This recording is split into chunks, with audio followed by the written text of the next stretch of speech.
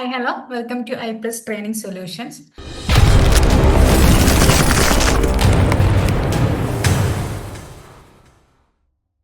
So UGC net ഹിസ്റ്ററിയുടെ June 2025 നടന്ന question ആൻസറിന്റെ ക്വസ്റ്റ്യൻസിന്റെ ഒരു ആൻസർ ആൻഡ് എക്സ്പ്ലനേഷൻ ഡിസ്കഷൻസ് ആണ് നമ്മൾ നടത്തിക്കൊണ്ടിരിക്കുന്നത്. And this is the fourth video of the series. And today we are going to discuss 10 questions from modern Indian history. Okay, so modern Indian history base ചെയ്തിട്ടുള്ള ഒരു 10ഓളം ചോദ്യങ്ങളും അതിന്റെ detailed answer and explanation ആണ് നമുക്ക് ഇന്ന് ചെയ്യാനുള്ളത്. So let's begin. Here is our first question. ഒന്നാമത്തെ ചോദ്യം ഇതാണ്: arrange the following activities of the European commercial enterprises in India in chronological order. Okay, so അവരുടെ ഒരു establishment of European power in India എന്നുള്ള ആ ഒരു യൂണിറ്റ് 7ന്റെ അണ്ടറിൽ നിന്ന് വരുന്ന ക്വസ്റ്റ്യൻ ആണ്. ഓക്കെ, സോ എന്തൊക്കെയുണ്ട് ചോദ്യം? എന്താണ്? യൂറോപ്യൻ കൊമേഴ്ഷ്യൽ എന്റർപ്രൈസസിന്റെ ഇന്ത്യയിലെ പ്രവർത്തനങ്ങളെ ക്രോണോളജിക്കലി അറേഞ്ച് ചെയ്യുക എന്നുള്ളതാണ്. The English established a factory at Masulipatanam. ഇംഗ്ലീഷുകാരുടെ മസൂലിപട്ടണത്തിലുള്ള factory. First English factory at Surat. The English factory started at Hooghly. Dutch opened a factory at Pulicat. The Dutch established a factory at Surat. So chronologically arrange ചെയ്തോളൂ. I will give you 30 seconds. Just ഒന്ന് ആലോചിച്ച് നോക്കെ ഏതാണ് first വരുന്ന event, ഏതാണ് പിന്നെ വരുന്നത് എന്നൊക്കെ. ഓക്കെ, സോ ഇതിലിപ്പം ഫസ്റ്റ് നടന്ന ഇവന്റ് എന്നുള്ളത് അത് Dutch open a factory at Pulicat എന്നുള്ളതാണ്. 1610 1610 ഡച്ചിന്റെ ഫാക്ടറി അവിടെ വരുന്നത്. Okay, so the next event is മസൂലി പട്ടണത്തിലുള്ള ഇംഗ്ലീഷിന്റെ ഫാക്ടറി. എന്താ? English factory at Masulipatnam. ഏത് വർഷമാണ്? 1611 1611. ഓക്കെ, സോ പിന്നെയുള്ള ഇവന്റ് എന്നുള്ളത് ഇംഗ്ലീഷുകാരുടെ സൂറത്തിലുള്ള ഫാക്ടറിയാണ്. First English factory at Surat എന്നുള്ളതാണ്. 1630 അത് വരുന്നത്. ആൻഡ് നെക്സ്റ്റ് വൺ ഈസ് ഡച്ചിന്റെ factory at Surat. 1660 Dutch factory established factory at Surat എന്നുള്ളത്. And the last event is the English factory start at Hooghly എന്നുള്ളതാണ്. അത് കുറച്ച് കാലം കഴിഞ്ഞ് 1651 ഒക്കെ ആയ സമയത്താണ് ഇംഗ്ലീഷ് ഫാക്ടറി ഹൂഗ്ലിയിൽ വരുന്നത്. സോ സി ആണ് ലാസ്റ്റ് വരുന്നത്. ഓക്കെ, സോ ഒന്നുകൂടി പറയുകയാണെങ്കിൽ first one will be D. The Dutch opened a factory at Pulicat, that is on 1610. The next one is English established a factory at Masulipatanam, that is 1611. And DA പിന്നെ B ആണ് വരിക. The first English factory at Surat 1630. പിന്നെയാണ് ഡച്ചിന്റെ factory സൂറത്തിൽ വരുന്നത്, അത് 1660. And the last one is English factory at Hooghly 1651. So the correct order will be D A B D C. DABTC എന്നുള്ളതാണ് correct answer. Okay, തെറ്റിപ്പോയി പറഞ്ഞത്. DABEC. DABEC. Okay, so option ADECB, DABEC, BACDE, CADB എന്നുള്ളതാണ്. Option C ആയിരിക്കും അപ്പൊ നമ്മുടെ correct answer ആയിട്ട് വരിക. Option B DABEC എന്നുള്ളതാണ് correct answer. Okay, so option B ആണ് അവിടുത്തെ കറക്റ്റ് ആൻസർ. മനസ്സിലായല്ലോ? So Dutch factory at Pulicat 1610 The Dutch East India Company established a factory at Pulicat which later became their headquarters for the Coromandel region. അതാണ് പിൽക്കാലത്തെ ഡച്ചിന്റെ എന്താണ് കൊറോമോണ്ടൽ ഏരിയയിലെ headquarters ആയിട്ട് മാറുന്നത് ഈ പുലിക്കാട്ടിലുള്ള അവരുടെ ഫാക്ടറിയാണ്. ഓക്കെ, സോ ഇംഗ്ലീഷ് ഫാക്ടറി മസൂലി പട്ടണത്തിൽ വരുന്നത് 1611. Okay, so the English East India Company began trading at Masulipatanam in 1611 and established a factory there later 1616. Okay, so അവിടെ ഒരു ട്രേഡിംഗ് പോർട്ടായിട്ട് അവർ ആദ്യമേ ഉപയോഗിച്ചിട്ടുണ്ടായിരുന്നു. പിന്നെ ഫസ്റ്റ് ഇംഗ്ലീഷ് ഫാക്ടറി സൂറത്തിൽ വരുന്നത് 1630. Following a victory against the Portuguese in the Sea Battle of Surat, the Mughal Emperor granted the English permission to establish a factory there in 1613. പിന്നെയാണ് Dutch established A factory at Surat. Dutch east India company സൂറത്തിൽ 1660 വരുന്നത്. പിന്നെ English factory start at Hooghly 1651. The first English factory in Bengal was established on the banks of the river Hooghly in 1651. Okay, so അതാണ് ഇവിടെ correct answer ആയിട്ട് വരും. Okay, ഇനി English East India കമ്പനിയുടെ ഇന്ത്യയിലെ ഇനീഷ്യൽ കാലഘട്ടത്തിലെ പ്രവർത്തനങ്ങൾ നോക്കുകയാണെങ്കിൽ 1600 English East India company establish ചെയ്യപ്പെടുന്നത്. 1609 William Hawkins arrived at Jahangir's court. Okay.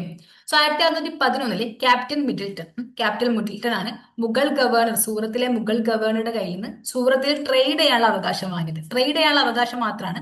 1630 അവിടെ ഒരു പെർമനന്റ് ഫാക്ടറി വരുന്നത്. Okay. So 1630 a permanent factory of East India company was established in Surat. പിന്നീട് നടക്കുന്ന ഇമ്പോർട്ടന്റ് ആയിട്ടുള്ള ഇവന്റ് എന്നുള്ളത് സർ തോമസ് റോയിന്റെ വരവാണ്. അദ്ദേഹം ജെയിംസ് ഫസ്റ്റിന്റെ, ബ്രിട്ടൻ രാജാവായിരുന്ന ജെയിംസ് ഫസ്റ്റിന്റെ അംബാസഡർ ആയിട്ട് ഇന്ത്യയിലെ ജഹാംഗീറിന്റെ കോർട്ട് വിസിറ്റ് ചെയ്തിട്ടുള്ള ആളായിരുന്നു. 1618 അദ്ദേഹത്തിന് എന്ത് കിട്ടി? അദ്ദേഹം 2 ഫെർമൻ ജഹാംഗീറിന്റെ കയ്യിൽ നിന്ന് നേടിയെടുത്തു എന്നുള്ളതാണ്. ഒന്ന് ജഹാംഗീറിന്റെ കയ്യിൽ നിന്നും മറ്റൊന്ന് പ്രിൻസ് ഖുറത്തിന്റെ കയ്യിൽ നിന്നും. അതെന്ത് ചെയ്തു? ഇവർക്ക്, ബ്രിട്ടീഷുകാർക്ക് അല്ലെങ്കിൽ ഈസ്റ്റ് ഇന്ത്യ കമ്പനിക്ക് ഇന്ത്യയിൽ ടോൾ ഫ്രീ ട്രേഡ്, ഇൻലാൻഡ് ടോളൊന്നും അടക്കാതെ ട്രേഡ് ചെയ്യാനുള്ള അവകാശം ഈ സർ തോമസ് റോയുടെ വരവോടുകൂടി ലഭിച്ചു എന്നുള്ളതാണ്. 1616 എന്താണ് English East India company Masul പട്ടണത്തിൽ ഒരു ഫാക്ടറി എസ്റ്റാബ്ലിഷ് ചെയ്യുന്നത്.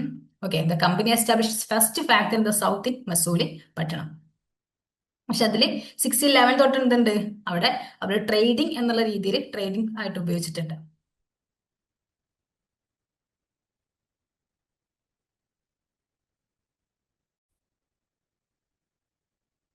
ആസ് പെർ എൻ ടിയുടെ ആൻസർ കീ പ്രകാരം നമുക്ക് ആ ഒരു ഓപ്ഷൻ മാത്രമേ അവിടെ എടുക്കാൻ പറ്റുള്ളൂ.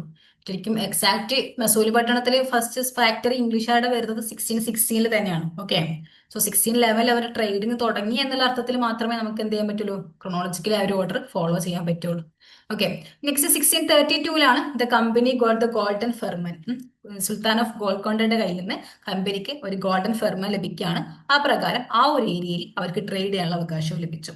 1633 company established first factory in east India. അപ്പോൾ സൗത്ത് ഇന്ത്യയിലെ കമ്പനിയിലെ ആദ്യത്തെ ഫാക്ടറി വരുന്നത് മസൂലി പട്ടണത്തിലാണ്. അത് 1660 ഫാക്ടറി എസ്റ്റാബ്ലിഷ് ചെയ്തിട്ടുള്ളത്. പക്ഷെ ട്രേഡിംഗ് ആയിട്ട് അവർ 1611 തന്നെ അവരുടെ റിലേഷൻഷിപ്പ് ഉണ്ടായിരുന്നു. അതുകൊണ്ടായിരിക്കണം ആ രീതിയിൽ ആൻസർ കീ വന്നിട്ടുള്ളത്.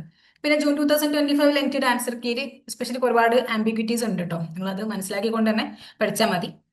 പിന്നെ 1630 പിന്നെ നമ്മൾ പറഞ്ഞിട്ടുള്ളത് ഈസ്റ്റ് ഇന്ത്യയിലെ ഫസ്റ്റ് ഫാക്ടറി അത് ഹരിഹർപൂർ ബലാസൂർ, ഒഡീഷയിലെ ഹരിഹർപൂർ ബലാസൂർ. ഇവിടെയാണ് എന്തുള്ളത്?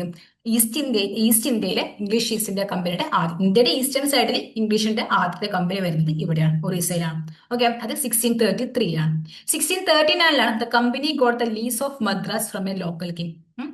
മദ്രാസിലെ ഒരു ലോക്കൽ കിങ്ങിന്റെ കയ്യിൽ നിന്ന് മദ്രാസിൽ ട്രേഡ് ചെയ്യാനുള്ള ഒരു ലീസ് ലഭിക്കുകയാണ്.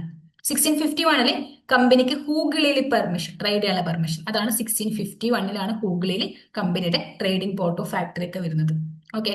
ഇനി 1662 ഇമ്പോർട്ടന്റ് ആയിട്ടുള്ള മറ്റൊരു ഇവന്റ് നടക്കുകയാണ്. ചാൾസ് സെക്കൻഡ് പോർച്ചുഗീസിന്റെ ഒരു ക്വീനെ വിവാഹം കഴിക്കുന്നതോടുകൂടി നമ്മുടെ ബ്രിട്ടീഷ് കിങ് ആയിട്ടുള്ള ചാൾസ് സെക്കൻഡിന് എന്ത് ലഭിക്കുകയാണ്? ബോംബെ ഡൗറി ആയിട്ട് ലഭിക്കുകയാണ്. Okay. So the British king Charles second was given Bombay as dowry for marrying a Portuguese princess. 1667 Aurangzeb gave the English a firman to trade in Bengal. ഔറംഗസേബിന്റെ അന്നത്തെ മുഗൾ എംപറർ ആയിരുന്ന ഔറംഗസേബിന്റെ കയ്യിൽ നിന്ന് ഒരു ഫെർമൻ ലഭിക്കുകയാണ്. 1691 company got the imperial order to continue the trade in Bengal in lieu of payment of Rs 3000 a year.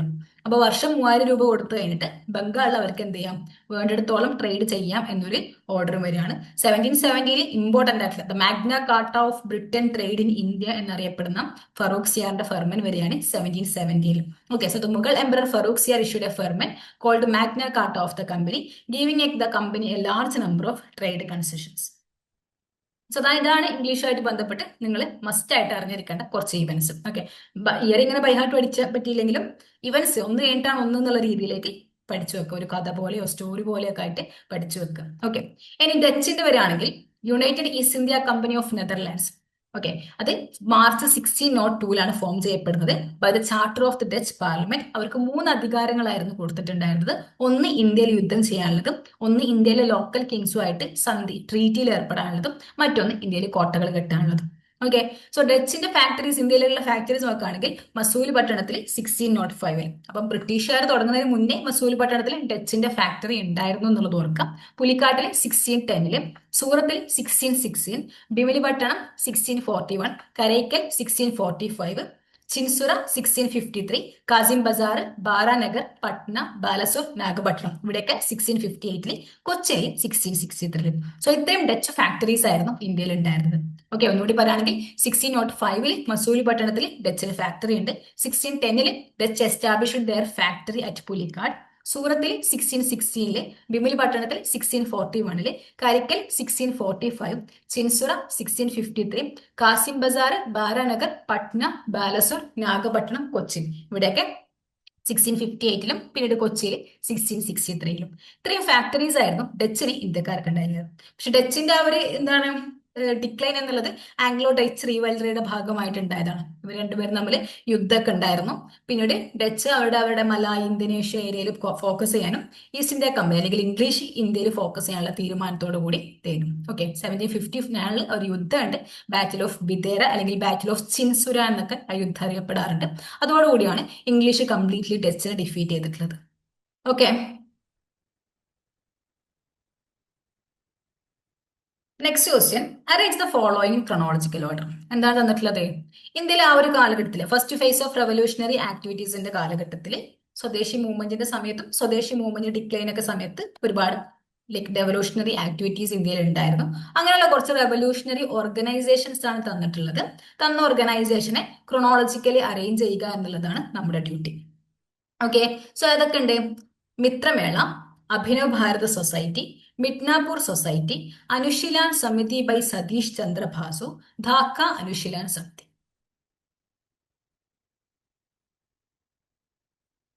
Okay, so I will give you 30 seconds. ഒന്ന് just ഒന്ന് ആലോചിച്ച് നോക്കൂ, ഏതാണ് ഫസ്റ്റ് വരിക എന്നുള്ളത്.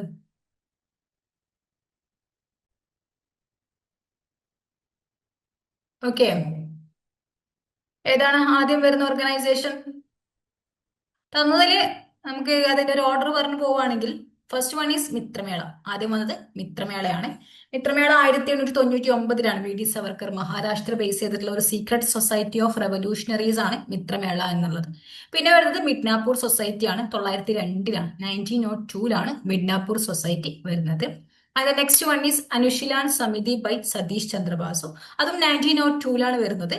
ബട്ട് നമുക്ക് എന്ത് ചെയ്യാം, മിഡ്നാപൂറിന് ശേഷമാണ് അനുശീലന സമിതി എന്നുള്ളതാണ് ആൻസർ കീ പ്രകാരം. രണ്ടും 1902 എന്നുള്ള വർഷമേ കിട്ടുന്നുള്ളൂ, മന്ത് എക്സാക്ട് ആയിട്ട് ഒരു റെഫറൻസ് ബുക്കിൽ മാത്രം മെൻഷൻ ചെയ്യപ്പെടുന്നില്ല. ഓക്കെ, പിന്നെ വരാനുള്ളത് അഭിനവ് ഭാരത് സൊസൈറ്റിയാണ്. മിത്രമേള 1899-ൽ ഫൗണ്ട് ചെയ്ത മിത്രമേള 1904-ൽ അത് റീനെയിം ചെയ്ത് അതിലേക്ക് കുറച്ചൊക്കെ പുതിയ ബോഡീസിനൊക്കെ കൊണ്ടുവരുന്ന പുതിയൊരു അസോസിയേഷനാണ് അഭിനവ് ഭാരത സൊസൈറ്റി എന്നുള്ളത്. അത് വരുന്നത് 1904, 1904-ലാണ്. പിന്നെ ലാസ്റ്റ് വൺ ഈസ് ധാക്ക അനുശീലാൻ സമിതി എന്നുള്ളതാണ്. 1905-ലാണ് ധാക്ക അനുശീലാൻ സമിതി വരുന്നത്. 1906 എന്നും ചില ടെക്സ്റ്റ് ബുക്കുകളിൽ കാണാൻ സാധിക്കുന്നുണ്ട്. നോട്ട് 5, നോട്ട് 6 ആ ഒരു രീതിയിൽ നിങ്ങൾ ഓർത്തിരിക്കുക. ഓക്കെ, സോ അതിന്റെ ഒരു ക്രോണോളജിക്കൽ ഓർഡർ പറയുകയാണെങ്കിൽ first one will be Mitra Mela A ആണ് 1899-ല്, പിന്നെ മിഡ്നാപൂർ സൊസൈറ്റി സി, പിന്നെ ഡി, ACDBE എന്നുള്ളതാണ് കറക്റ്റ് ആൻസർ. ACDBE എന്നുള്ളതായിരിക്കും ഇവിടുത്തെ കറക്റ്റ് ആൻസർ. ഇതൊക്കെ എന്താണ് കമ്പാരിറ്റീവ്ലി ഈസി ആയിട്ടുള്ള ക്വസ്റ്റ്യൻ ആണ് കേട്ടോ.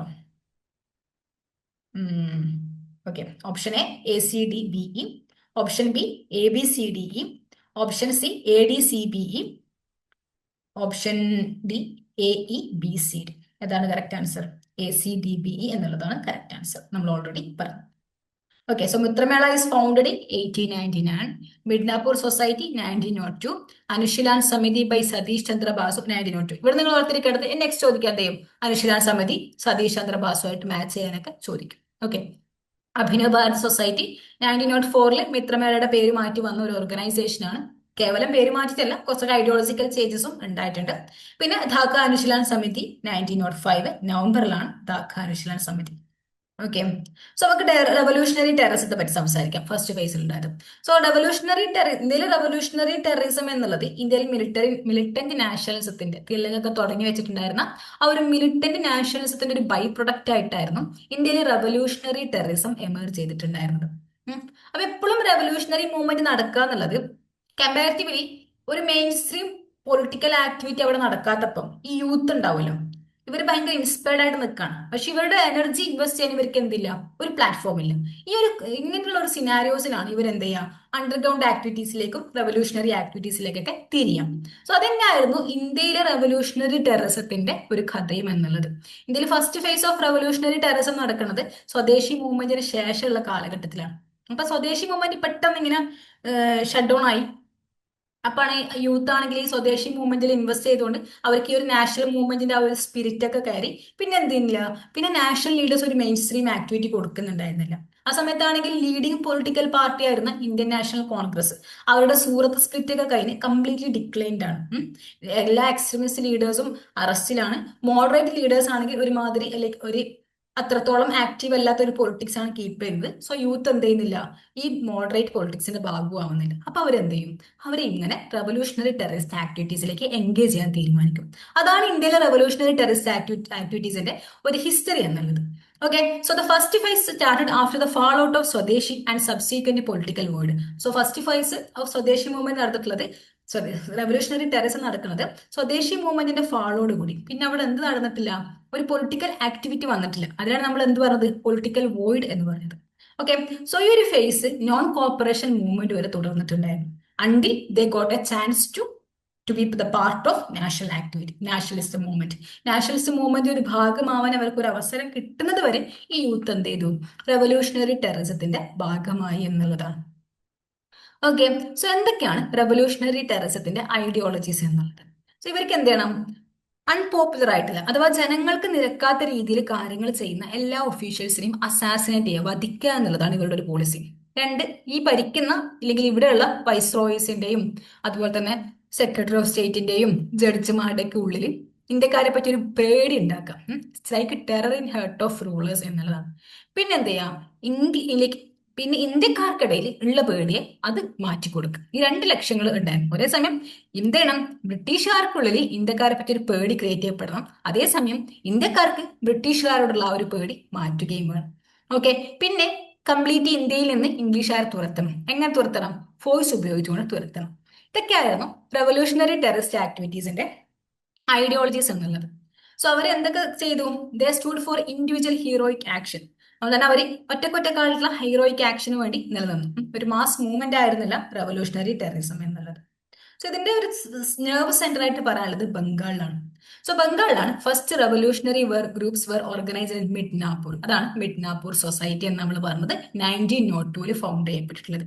പിന്നീട് എന്ത് വന്നു, അനുശീലാൻ സമിതി വന്നു. ഈ അനുശീലാൻ സമിതി പ്രമോദ മിത്ര എന്ന് പറയുന്നുണ്ട് ഫൗണ്ടർ ആയിട്ട് സ്റ്റാൻഡേർഡ് ടെക്സ്റ്റ് ബുക്കിലൊക്കെ. നമുക്ക് അവിടെ സുരേഷ് ബാസു അങ്ങനെ ഒരു പേരാണ് തന്നിട്ടുള്ളത്. എനിവേ രണ്ടുപേരും എന്തായിരിക്കാം, അതിന്റെ ഭാഗമായിരിക്കാം. ഓക്കെ, 1902 മിഡ്നാപൂർ സൊസൈറ്റിയും അനുശീലാൻ സമിതിയും വരുന്നത്.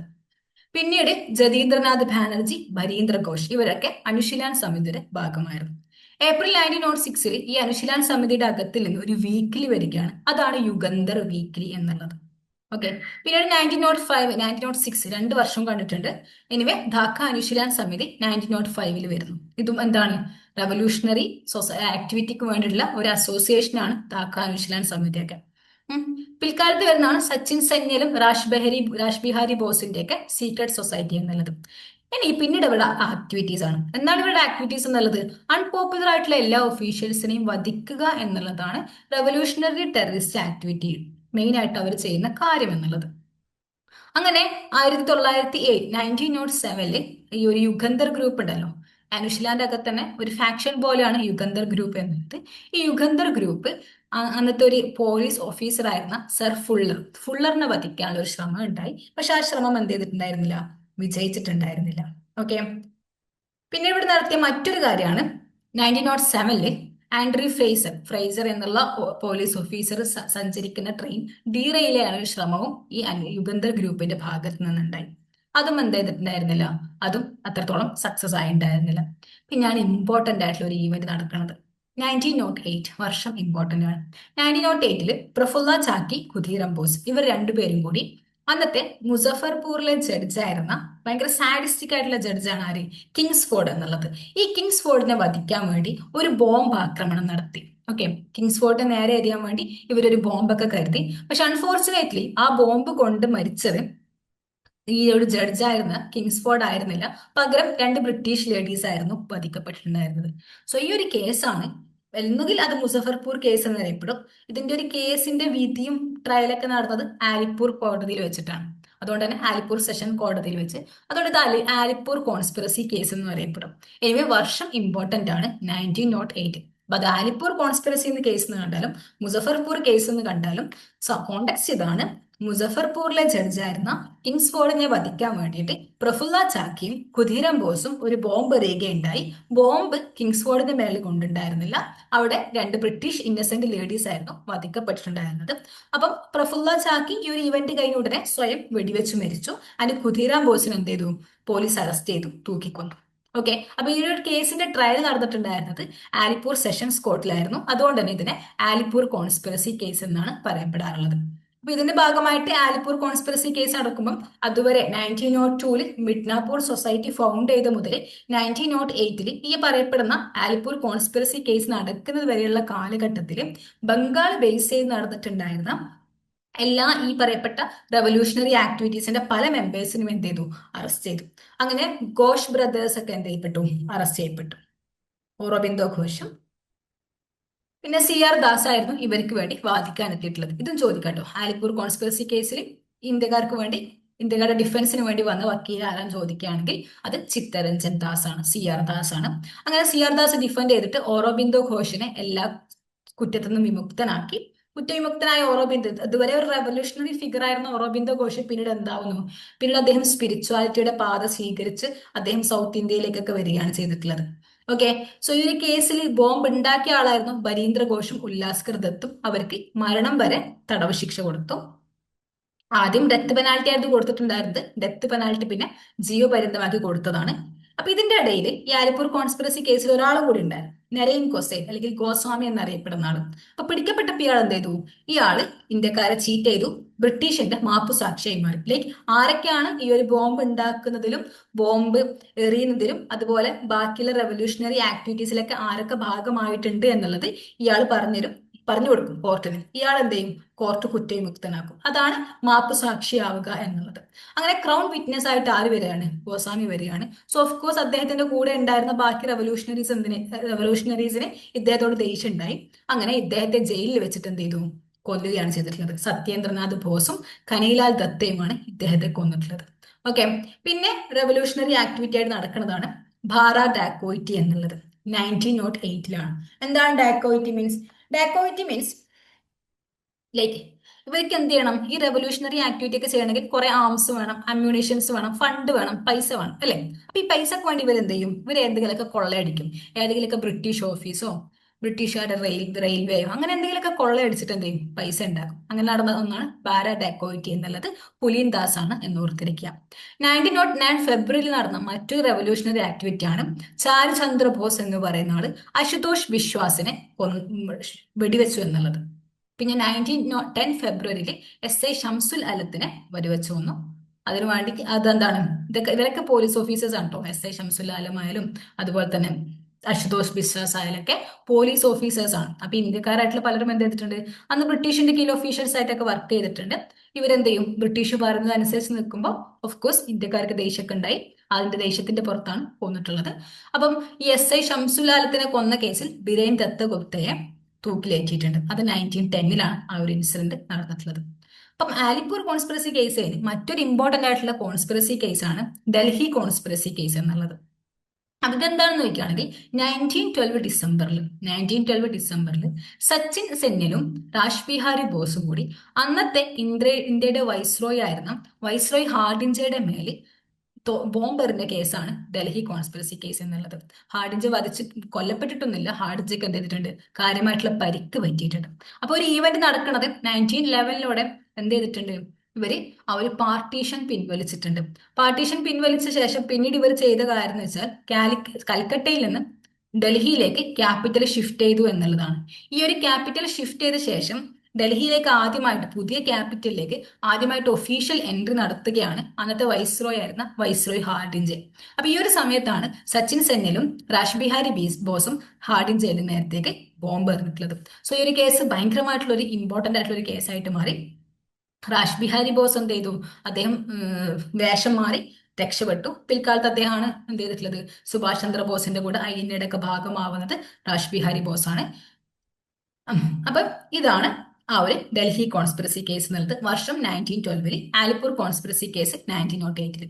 പിന്നെ ഈ റെവല്യൂഷണറി ആക്ടിവിറ്റി ബംഗാൾ ബേസ് ചെയ്തിട്ടുണ്ടായിരുന്നു Zimmermann plan. Zimmermann plan means പുറത്തുനിന്ന് ഇന്ത്യക്ക് പുറത്തുള്ള കൺട്രീസിൽ നിന്ന് ഇന്ത്യയിലേക്ക് ആംസ് എത്തിക്കുക, ഹൈ ക്വാളിറ്റി ആംസ് എത്തിക്കുക, എന്നിട്ട് ഇന്ത്യയിൽ ആർമഡ് റിവോൾട്ട് തുടങ്ങുക. ഇതായിരുന്നു ഈ സിമ്മർമാൻ പ്ലാൻ. അതിന്റെ ഹെഡ് എന്നുള്ളത് ബാഗ ജതിൻ ആയിരുന്നു.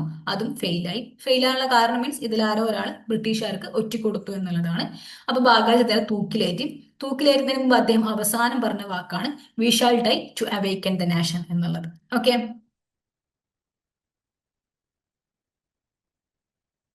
ഇനിയാണ് മഹാരാഷ്ട്ര ബേസ് ചെയ്തിട്ടുള്ള റവല്യൂഷണറി ആക്ടിവിറ്റിയെ പറ്റി പറയാം. 1807 മഹാരാഷ്ട്രയിലെ റവല്യൂഷണറി ആക്ടിവിറ്റി എന്നുള്ളത് നമ്മൾ ബംഗാളിലൊക്കെ 1902 പറഞ്ഞിട്ടുള്ളത്. അതിന് മുന്നേ അവിടെ തുടങ്ങിയിട്ടുണ്ട്. അപ്പം വസുദേവ് ബൽവന്ത് ഫദ്ക്കെ എന്ന് പറയുന്ന ഒരു വലിയൊരു വ്യക്തിയുണ്ട്. അദ്ദേഹമാണ് ശരിക്കും father of revolutionary terrorism in India എന്നൊക്കെ അറിയപ്പെടുന്നത് ഈ വസുദേവ് ബൽവന്ത് ഫദ്ക്കെയാണ്. അദ്ദേഹം അവിടെ ഒരു റാമോസി പെസന്റ് ഫോഴ്സ് എന്നൊരു ഫോഴ്സ് തുടങ്ങിയിട്ടുണ്ടായിരുന്നു. അതുവഴി എന്ത് ചെയ്തിട്ടുണ്ടായിരുന്നു, ഇവർ ഗറില്ല വാർഫെയർ ഒക്കെ ബ്രിട്ടീഷുകാർക്കെതിരെ ചെയ്ത് അവരൊരു റെവല്യൂഷണറി ഫിഗർ അവിടെ ഓൾറെഡി അവിടെ ഉണ്ടായിരുന്നു. ഓക്കെ. പിന്നീട് 1890s മഹാരാഷ്ട്രയിൽ തിലകിന്റെ മിലിറ്റന്റ് നാഷണലിസം വരുന്നു. സോ പിന്നീട് 1897 ചപ്പേക്കർ ബ്രദേഴ്സ്, മൂന്നാൾക്കാരുടെ ചപ്പേക്കർ ബ്രദേഴ്സ്. അതിൽ രണ്ടാൾക്കാരാണ് മെയിൻ ആയിട്ട് ഇതിൽ അസോസിയേറ്റ് ആയിട്ടുള്ള ആൾക്കാർ എന്നുള്ളത്. സോ ഈ ചപ്പേക്കർ ബ്രദേഴ്സ് എന്ത് ചെയ്തു, അന്നത്തെ പൂണെയിലെ ഫ്ലാഗ് കമ്മീഷണർ ആയിരുന്ന WC റാൻഡിനെയും അദ്ദേഹത്തിന്റെ പേഴ്സണൽ അസിസ്റ്റന്റ് ആയിരുന്ന ലോർഡ് ഐറസ്റ്റിനെയും ഇവർ രണ്ടുപേരെയും കൊല്ലും. ചപ്പേക്കർ ബ്രദേഴ്സ് കൊല്ലുന്നു. സോ ഈ ഒരു ഇൻസിഡന്റിന് ശേഷം ചപ്പേക്കർ ബ്രദേഴ്സിനെ നാട് കടത്തൊക്കെ ചെയ്യുന്നുണ്ട്. 1899 പുതിയൊരു ഇവന്റ് എടുക്കാണ്. VD സവർക്കറും ഗണേഷ് സവർക്കറും മിത്രമേള ഓർഗനൈസ് ചെയ്തു. Okay. So Mitra Mela 1899. 1904 Mitra Mela merger with Abhinav Bharat. Okay. So Abhinav Bharat society വരുന്നത് 1904. 1909 മഹാരാഷ്ട്രയിൽ നിന്ന് മറ്റൊരു ഇമ്പോർട്ടന്റ് ആയിട്ടുള്ള ഒരു റെവല്യൂഷണറി ആക്ടിവിറ്റി നടക്കുകയാണ്. അതാണ് നാസിക് കോൺസ്പിറസി കേസ് എന്നുള്ളത്.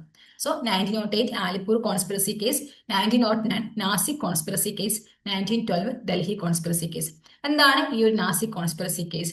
നാസിക്കിലെ ഡിസ്ട്രിക്ട് കളക്ടർ ആയിരുന്ന AMJ ജാക്സനെ ആനന്ദ് ലക്ഷ്മൺ കൻഹേരി എന്ന് പറയുന്ന അഭിനവ് ഭാരത് സൊസൈറ്റിയിലെ മെമ്പർ കൊന്ന കേസാണ് നാസിക് കോൺസ്പിറസി കേസ് എന്നുള്ളത്. ഓക്കെ. സോ ഈ ഒരു കേസുമായിട്ട് ബന്ധപ്പെട്ടിട്ടൊക്കെ എന്ത് ചെയ്തിട്ടുണ്ട്, ലൈക്ക് ആനന്ദ് ലക്ഷ്മൺ കൻഹേരിയെ തൂക്കിലേറ്റിയിട്ടുണ്ട്. പിന്നെ പിൽക്കാലത്ത് സവർക്കറിന് സെഡീഷനൊക്കെ ചാർജ് ചെയ്യപ്പെടുമ്പോൾ അദ്ദേഹത്തിന്റെ മേൽ ചാർജ് ചെയ്യപ്പെട്ട ഒരു കുറ്റം എന്നുള്ളത് ഈ ഒരു ജാക്സന്റെ വധവുമായിരുന്നു. ഓക്കെ. കാരണം സവർക്കർ എന്ത് ചെയ്തിട്ടുണ്ട്, അവിടെയുള്ള ആൾക്കാർക്കിടയിൽ ഈ ഒരു റെവല്യൂഷണറി തോട്ട് ഇൻജക്ട് ചെയ്തിട്ടുണ്ടായിരുന്നു എന്നുള്ള വിശ്വാസം. ഓക്കെ. സോ ഇതാണ് Vasudev Balwant Phadke. He's known as father of revolutionaries. അപ്പൊ അദ്ദേഹത്തെ father of revolutionaries in India എന്ന് വിളിച്ച ഹിസ്റ്റോറിയൻ ആരാണെന്ന് ചോദിക്കുകയാണെങ്കിൽ അത് RC മജുംദാർ ആണ്. ഓക്കെ. സോ അവിടെ ഡെക്കാനിൽ 1876-77 കാലഘട്ടത്തിൽ ഒരു വലിയൊരു ഫെമൈൻ സംഭവിക്കുന്നുണ്ട്. ഈ ഫെമൈന്റെ മെയിൻ റീസൺ എന്നുള്ളത് ബ്രിട്ടീഷുകാരുടെ പോളിസിയാണെന്ന് മനസ്സിലാക്കിയ അദ്ദേഹം അവിടുത്തെ ട്രൈബൽ പെസൻസ് റാമോസീസിനെ ഒരുമിച്ച് കൂട്ടിക്കൊണ്ട് ഈ ബ്രിട്ടീഷുകാർക്കെതിരെ ഒരു ഗൊറില്ല വാർഫെയർ നടത്തുകയും അങ്ങനെ ഒരുപാട് ബ്രിട്ടീഷുകാർക്കെതിരെ ഒരുപാട് ഡാമേജ് ഒക്കെ ചെയ്ത ആളാണ് വസുദേവ് ബൽവന്ത് ഫദ്ക്കെ എന്നുള്ളത്. പിൽക്കാലത്ത് അദ്ദേഹത്തെ എന്ത് ചെയ്തു, അദ്ദേഹത്തെ പിടിക്കപ്പെട്ടു, ജീവപര്യന്തം ശിക്ഷയ്ക്ക് വിധിച്ചു. പിന്നീട് അദ്ദേഹം ജയിലിൽ നിന്ന് മരണപ്പെടുകയാണ് ചെയ്തിട്ടുള്ളത്. ഇത് കൂടാതെ അദ്ദേഹം 2 എഡ്യൂക്കേഷന് വേണ്ടിയിട്ട് കുറച്ച് കാര്യങ്ങൾ ചെയ്തിട്ടുണ്ട്. ഒന്ന്, ഈ ഓർഗനൈസ്ഡ് ഐക്യവർദ്ധിനി സഭ. ഇങ്ങനെ ഐക്യവർദ്ധിനി സഭയുടെ ഫൗണ്ടർ അല്ലെങ്കിൽ ഓർഗനൈസർ ആരാണെന്ന് ചോദിക്കുകയാണെങ്കിൽ അത് വസുദേവ് ബൽവന്ത് ഫദ്ക്കെയാണ്. മറ്റൊന്നാണ് പൂന നാറ്റീവ് അസോസിയേഷൻ. അതാണ് പിൽക്കാലത്തെ മഹാരാഷ്ട്രൻ എഡ്യൂക്കേഷൻ സൊസൈറ്റി ആയിട്ട് മാറിയത്. ഈ പൂന നാറ്റീവ് അസോസിയേഷൻ ഫൗണ്ട് ചെയ്യുന്നതും ആരാണ്, വസുദേവ് ബൽവന്ത് ഫദ്ക്കെയാണ്. ഇനി പഞ്ചാബിലെ റെവല്യൂഷണറി മൂവ്മെന്റ് പറയുകയാണെങ്കിൽ Punjab extremism was fuelled by frequent famines. അപ്പൊ പഞ്ചാബിലത്തെ നാഷണൽ റീസൺ എന്നത്തപ്പുറത്തേക്ക് അല്ലെങ്കിൽ ഒരു നാഷണലിസ്റ്റ് മൂവ്മെന്റ് എന്നപ്പുറത്തേക്ക് അവിടുത്തെ ഫാർമേഴ്സുമായിട്ട് ബേസ് ചെയ്തിട്ടുള്ള ഒരുപാട് കാരണങ്ങളാണ് പഞ്ചാബിലെ ഒരു റെവല്യൂഷണറി ആക്ടിവിറ്റി തുടങ്ങാൻ കാരണമായിട്ടുള്ളത്. ഓക്കെ. അവിടെ ഫ്രീക്വന്റ് ഫെമൈൻസ് അത് ഇവരുടെ പോളിസിയുടെ ഭാഗമായിട്ട്. പിന്നെ എത്ര ഫെമൈൻ ആയാലും ബ്രിട്ടീഷുകാർ എന്ത് ചെയ്യുന്നില്ല, അവരുടെ ലാൻഡ് റവന്യൂവിൽ യാതൊരു മാറ്റവും ഇല്ല. സോ ഈ പറയപ്പെടുന്ന കാര്യങ്ങളൊക്കെയാണ് പഞ്ചാബിൽ എന്ത് ചെയ്തിട്ടുണ്ടായിരുന്നത്, റെവല്യൂഷണറി ആക്ടിവിറ്റിക്ക് തുടക്കം കുറിച്ചിട്ടുണ്ടായിരുന്നത്. അപ്പം ലാലാ ലജ്പത് റായുടെ പഞ്ചാബി എന്നൊരു ജേണൽ, അജിത് സിംഗിന്റെ കോൺട്രിബ്യൂഷൻ ഉണ്ട്. Ajit Singh organised extremist group Anjuman i Muhibban i Watan എന്നുള്ള ഒരു എക്സ്ട്രീമിസ്റ്റ് ഗ്രൂപ്പിനെ അജിത് സിംഗ് ഓർഗനൈസ് ചെയ്യുന്നുണ്ട് ലാഹോറിലും. അവരുടെ ഒരു ജേണലാണ് ഭാരത് മാത എന്നുള്ളത്. പക്ഷെ പഞ്ചാബിലെ മിലിറ്റന്റ് നാഷണലിസം അല്ലെങ്കിൽ എക്സ്ട്രീമിസം ഇതെന്ത് ചെയ്തിട്ടുണ്ട്, പെട്ടെന്ന് അവസാനിച്ചിട്ടുണ്ട്. കാരണം അജിത് സിംഗിനെയും ലാലാ ലജ്പത് റായിയൊക്കെ നാട് കടത്തപ്പെട്ടു അല്ലെങ്കിൽ ജയിലിലടക്കപ്പെട്ടു. ഗവൺമെന്റ് എന്ത് ചെയ്തിട്ടുണ്ട്, 1907 ഗവൺമെന്റ് അവിടെ പൊളിറ്റിക്കൽ മീറ്റിംഗ്സ് ഒക്കെ ബാൻ ചെയ്യപ്പെട്ടിട്ടുണ്ട്. അതുകൊണ്ട് പഞ്ചാബിലെ മിലിറ്റന്റ് നാഷണലിസം പെട്ടെന്ന് എക്സ്റ്റിൻഡ് ആയിപ്പോയി. സോ ഇതേ സമയത്ത് first phase of revolutionary terrorist activity ഇന്ത്യയിൽ നടക്കുന്ന സമയത്ത് തന്നെ ഇന്ത്യക്ക് പുറത്തും ഒരുപാട് ആക്ടിവിറ്റീസ് നടക്കുന്നുണ്ട്. അതിലൊന്നാണ് 1905 ഇന്ത്യ ഹൗസ് അല്ലെങ്കിൽ Indian home rule society. Shyamji Krishna Varma ലണ്ടനിൽ ഫൗണ്ട് ചെയ്തത് അവരുടെ ജേണലാണ് ദ ഇന്ത്യൻ സോഷ്യോളജിസ്റ്റ് എന്ന ജേണൽ. ഓക്കെ, സവർക്കറും ഹർദയാലൊക്കെ ഇതിന്റെ മെമ്പേഴ്സ് ആയിരുന്നു. 1909 മാധൻ തിങ്കറ അസോസിയേറ്റഡ് കേഴ്സൺ വെയിൽ.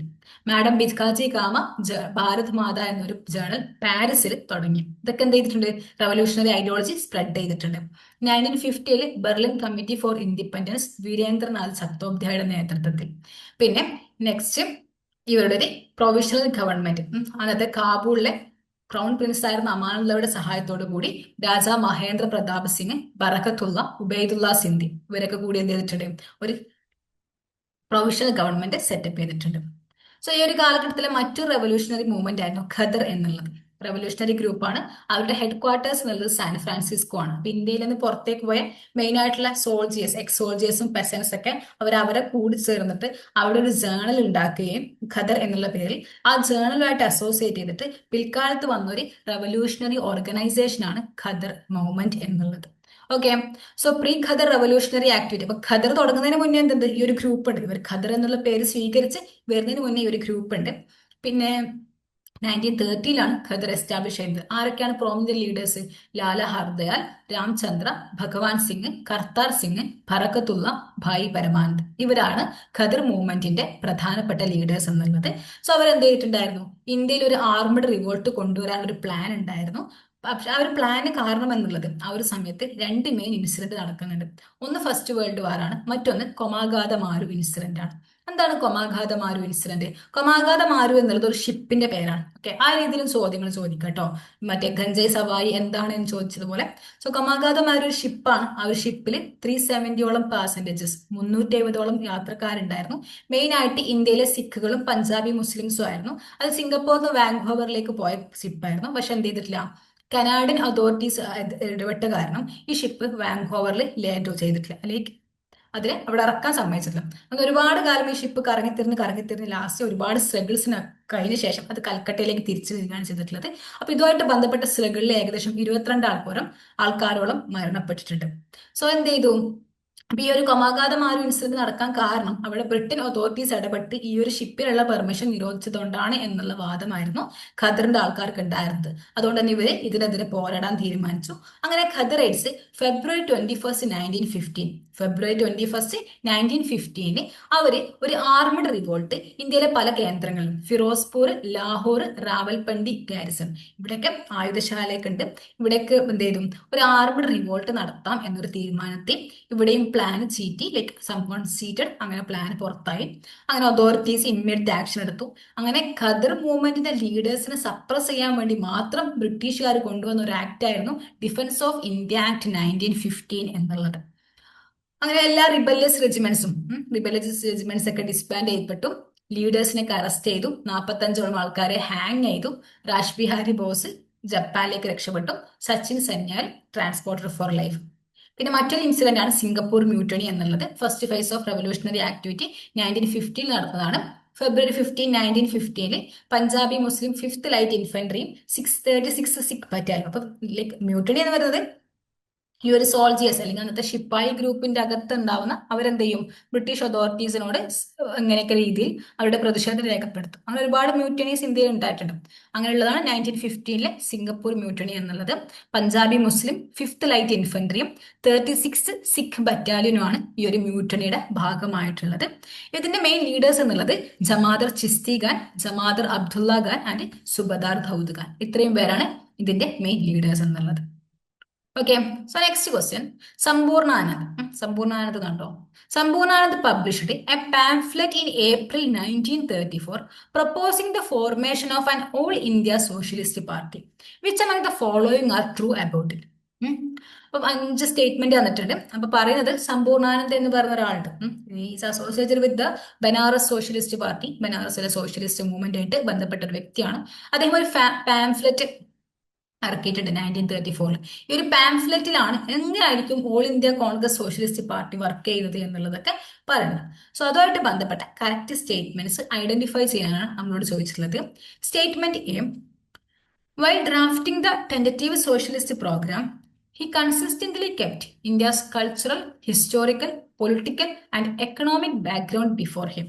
ഓക്കെ, സോ ഈ ഒരു സോഷ്യലിസ്റ്റ് പ്രോഗ്രാമിന്റെ ഈ ഒരു രൂപരേഖ തയ്യാറാക്കുമ്പോൾ അദ്ദേഹത്തിന്റെ മൈൻഡിൽ എന്തൊക്കെ ഉണ്ടായിരുന്നു? ഇന്ത്യയുടെ സാംസ്കാരികവും ചരിത്രവും രാഷ്ട്രീയവും സാമ്പത്തികവുമായിട്ടുള്ള ഇന്ത്യയുടെ ആ ഒരു പശ്ചാത്തലം ഇദ്ദേഹത്തിന്റെ മൈൻഡിൽ ഉണ്ടായിരുന്നു എന്നുള്ളതാണ്. സോ ഓഫ് കോഴ്സ് അത് ഉണ്ടാവണം. അതുണ്ടായാലും മാത്രമേ എന്ത് ചെയ്യാൻ പറ്റുള്ളൂ, നമുക്കൊരു രൂപരേഖ തയ്യാറാക്കാൻ പറ്റുള്ളൂ. അപ്പോൾ ഓപ്ഷൻ എ കറക്റ്റ് ആവാനുള്ള പോസിബിലിറ്റി കൂടുതലാണ് എന്നുള്ളത് മനസ്സിലാക്കാം. He made no attempt to follow Leninism. So ഇന്ത്യയിൽ ഒരു സോഷ്യലിസ്റ്റ് പാർട്ടി അത് കംപ്ലീറ്റ്ലി ലെനിനിസം ഫോളോ ചെയ്ത് വരണമോ വേണ്ടയോ എന്നുള്ളത് അദ്ദേഹത്തിന്റെ ഒരു കോൺസെപ്റ്റിൽ ഉണ്ടായിരുന്നോ ഇല്ലയോ എന്നുള്ളത് ആലോചിക്കാം. C, the immediate goal of the proposed party, here the proposed party is all India socialist party, was dominion status while seeking complete independence after A decade. നിങ്ങളൊന്ന് ആലോചിച്ച് നോക്ക്, 1934 വരുന്ന ഒരു പാർട്ടി 1924 ഇന്റർനാഷണൽ കോൺഗ്രസ് തന്നെ എന്ത് ചെയ്തിട്ടുണ്ട്?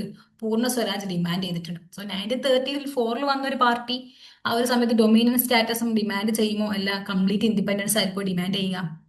Next, it proposed abolition of zamindari without any compensation. Okay, so ഇത് അദ്ദേഹത്തിന്റെ പാംഫ്ലെറ്റിൽ ഉണ്ടായിട്ടുണ്ടാവുമോ ഇല്ലയോ എന്നുള്ളതൊക്കെ ആലോചിക്കാം. It sought freedom of worship.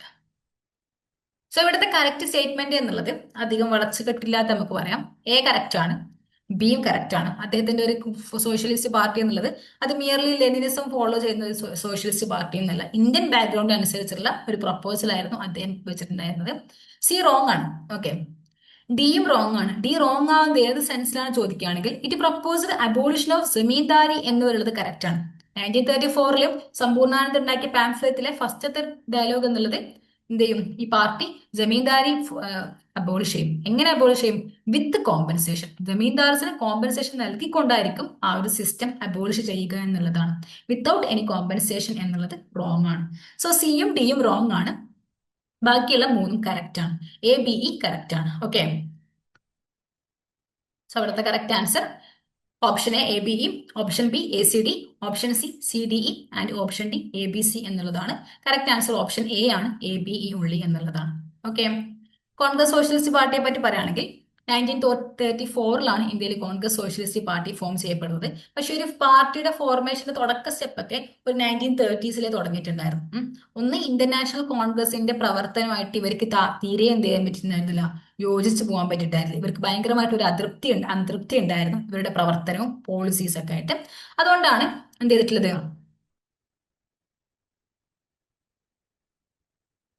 Okay, ആ ഒരു സ്റ്റേറ്റ്മെന്റ് നിങ്ങൾ മറന്നിട്ടോ. The initial call was dominion status എന്നുള്ളത് ബൈ മിസ്റ്റേക്ക് ആ ഒരു ക്വസ്റ്റ്യനിൽ ആഡ് ചെയ്യപ്പെട്ടു പോയതാണ്. സോറി, അങ്ങനെയല്ല, ഇനീഷ്യൽ കോൾ തന്നെ പൂർണ്ണ സ്വരാജ് ആയിരുന്നു. പിന്നെ ദ സിവിൽ ഡിസോബീഡിയൻസ് മൂവ്മെന്റിന്റെ ഫെയിലർ, 1932 ഉണ്ടായ സിവിൽ ഡിസോബീഡിയൻസ് മൂവ്മെന്റിന്റെ ഫെയിലർ, അതുപോലെ തന്നെ 2 റൗണ്ട് ടേബിൾ കോൺഫറൻസിന്റെ ഫെയിലർ, ഇതൊക്കെ കാരണം എന്ത് ചെയ്തു? ഇന്ത്യയിൽ ത്രൂ ഔട്ട് എല്ലാ ഇന്ത്യക്കാർക്കിടയിലും എന്തുണ്ടായിരുന്നു? ഇവരോട് ഭയങ്കരമായിട്ടുള്ള ഒരു എതിർപ്പ് ഉണ്ടായിരുന്നു. ആ ഒരു എതിർപ്പിൽ നിന്നാണ് Congress socialist party stem out ചെയ്തത്. ഓക്കെ, പിന്നെ ഗാന്ധിയൻ റൈറ്റ് വിങ്ങിന്റെ എല്ലാ പൊളിറ്റിക്സിലും മുഴുവനും ഗാന്ധിയൻ റൈറ്റ് വിങ്ങിന്റെ ഡോമിനേഷൻ ആയിരുന്നു ഉണ്ടായിരുന്നത്. സോ ഇതൊക്കെ കാരണം എന്ത് ചെയ്തു? അവരൊരു പുതിയ പാർട്ടി ഫോം ചെയ്യാം എന്നുള്ളൊരു ധാരണയിലേക്ക് എത്തി.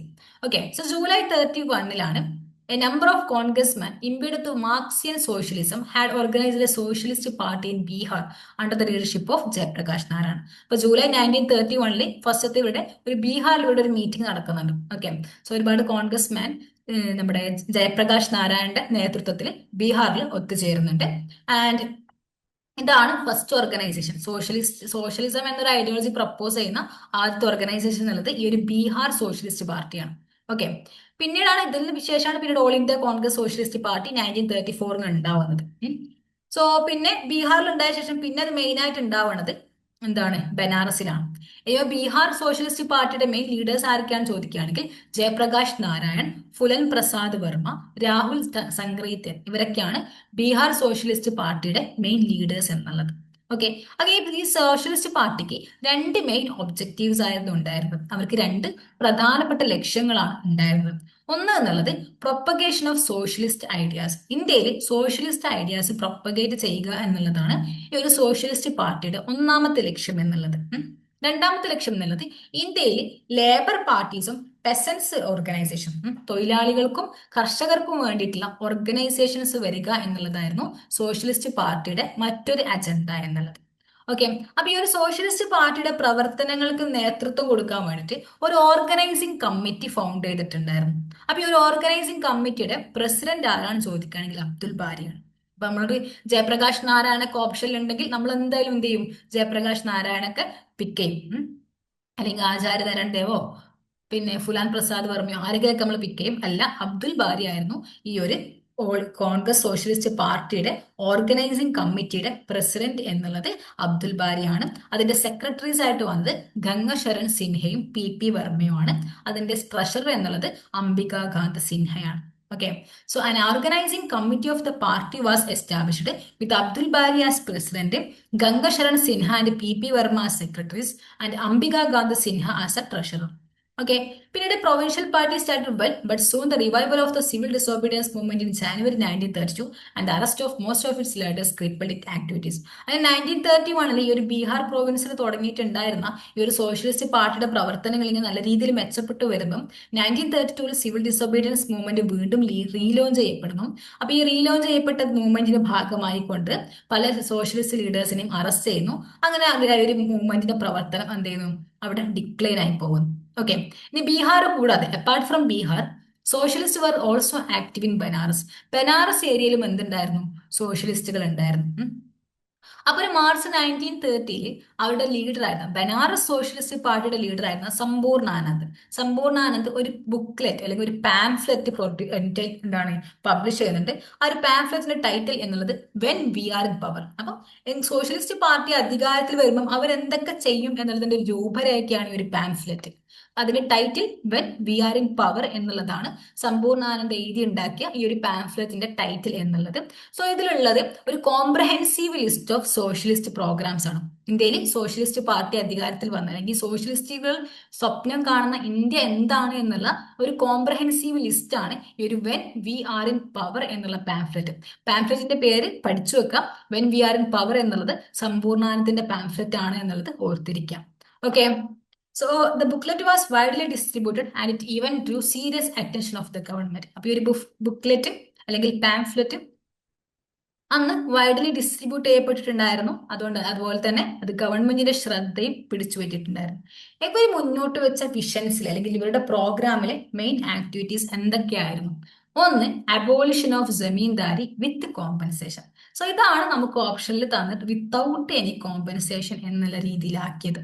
ഓക്കെ, സോ കൺഫ്യൂസ്ഡ് ആക്കുന്നതിന്റെ ഒരു എക്സ്ട്രീം ലെവലാണ് അതൊക്കെ. Okay, so abolition of zamindari with compensation ആണ് ഒന്നാമത്തെ. രണ്ട്, കൺസോളിഡേഷൻ ഓഫ് ഹോൾഡിംഗ്. മൂന്ന്, nationalisation of key industries and principal means of transport ഒക്കെ സോഷ്യലിസത്തിന്റെ ഒരു ഭാഗം. Fixation of minimum wages and maximum hours for work. അപ്പം മാക്സിമം തൊഴിൽ വർക്ക്, പിന്നെ അതുപോലെ തന്നെ ഏറ്റവും മിനിമം ആയിട്ടുള്ള കൂലി, ഇതൊക്കെ ഫിക്സ് ചെയ്യപ്പെടുക. Provision of work or maintenance also old age pension.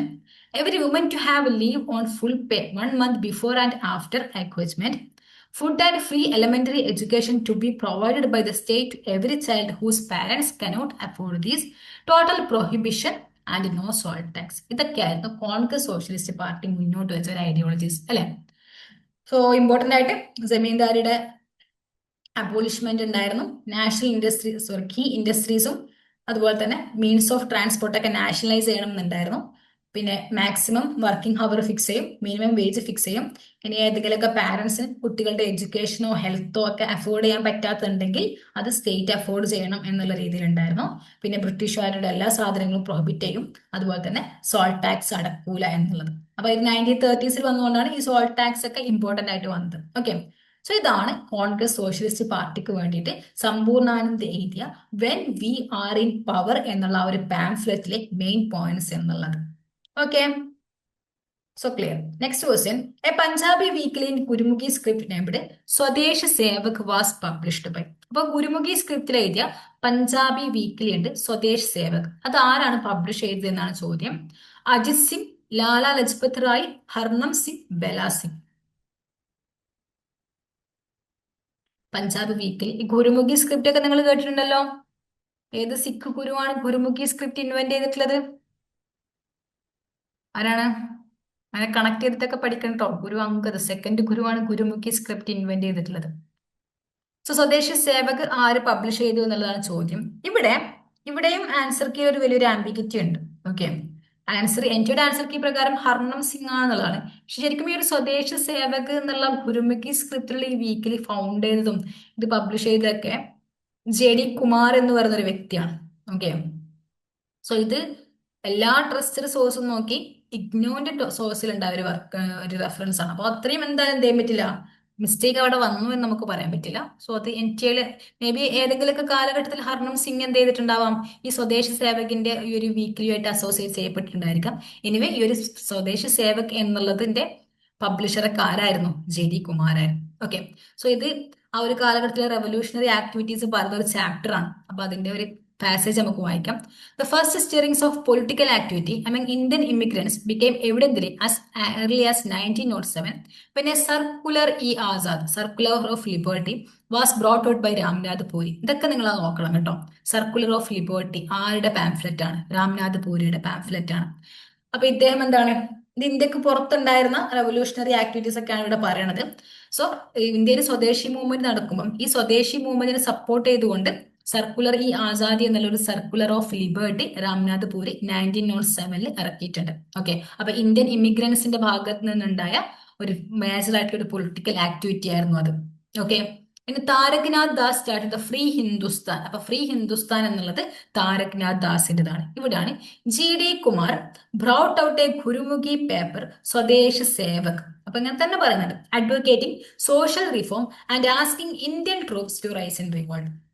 അപ്പൊ ഈ പറയപ്പെട്ട സ്വദേശ് സേവക് എന്ന ഗുരുമുഖി സ്ക്രിപ്റ്റിലുള്ള പേപ്പർ ആരുടേതാണ്? JD കുമാറിൻ്റെതാണ്. സോ ഈ ഒരു പേപ്പർ ത്രൂ അദ്ദേഹം അഡ്വക്കേറ്റ് ചെയ്തിട്ടുള്ളത് സോഷ്യൽ റിഫോമും അതുപോലെ തന്നെ ഇന്ത്യൻ ട്രൂപ്സിൽ വർക്ക് ചെയ്യുന്ന സോൾജേഴ്സിനോട് എന്ത് ചെയ്യാൻ പറയുന്നു?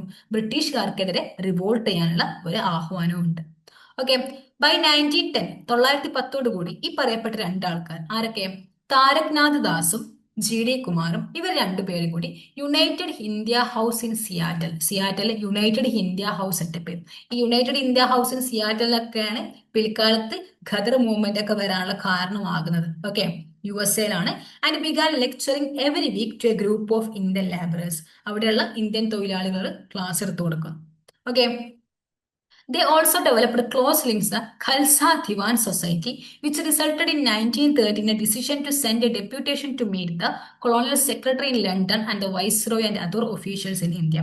പക്ഷെ അവർക്ക് കൊളോണിയൽ സെക്രട്ടറി ഒന്നും കാണാൻ പറ്റിയിട്ടില്ല, despite a wait of month. അതെന്ത് ചെയ്തിട്ടില്ല, but succeed in securing an audience with viceroy and the lieutenant governor of Punjab. പക്ഷെ അവർക്ക് വൈസ്രോയെയും അതുപോലെ തന്നെ പഞ്ചാബിലെ ലെഫ്റ്റനന്റ് ഗവർണറെയും മീറ്റ് ചെയ്യാനുള്ള ഒരു അവസരം ഉണ്ടായിട്ടുണ്ടായിരുന്നു. Their visit to Punjab became the occasion for a series of public meetings in different Punjab towns and enthusiastic support to people's interests. അതൊക്കെ നിങ്ങൾ മറന്നാലും എന്ത് മറക്കരുത്, സർക്കുലർ ആസാദ് അല്ലെങ്കിൽ സർക്കുലർ ഓഫ് ലിബർട്ടി അതാരുടേതാണ്? രാംനാഥ് പൂരി. താരക്നാഥ് ദാസ് ഫൗണ്ട് ചെയ്തതാണ് ഫ്രീ ഹിന്ദുസ്ഥാൻ. JD കുമാറിൻ്റെതാണ് സ്വദേശി സേവക് എന്നുള്ളത്.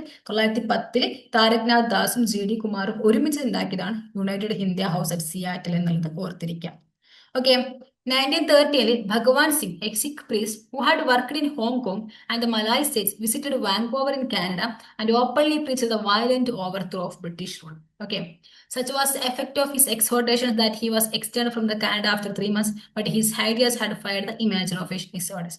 നമ്മൾ റെവല്യൂഷണറി ആക്ടിവിറ്റീസ് ഇന്ത്യയിൽ പറഞ്ഞ കൂട്ടത്തിൽ പുറത്ത് നടന്നിട്ടുണ്ടായിരുന്ന കുറച്ച് ആക്ടിവിസ്റ്റുകളാണ് ഇവിടെ പറഞ്ഞിട്ടുള്ളത്, അതിൽ ഓർത്തിരിക്കുക. ഓക്കെ, സോ അഞ്ചാമത്തെ question, the imperial bank of India came into existence in the year. ഏത് വർഷമാണ് ഇന്ത്യയിൽ ഇംപീരിയൽ ബാങ്ക് ഓഫ് ഇന്ത്യ നിലവിൽ വന്നിട്ടുള്ളത്? Option A 1920, option B 1921, option C 1922, option D 1923.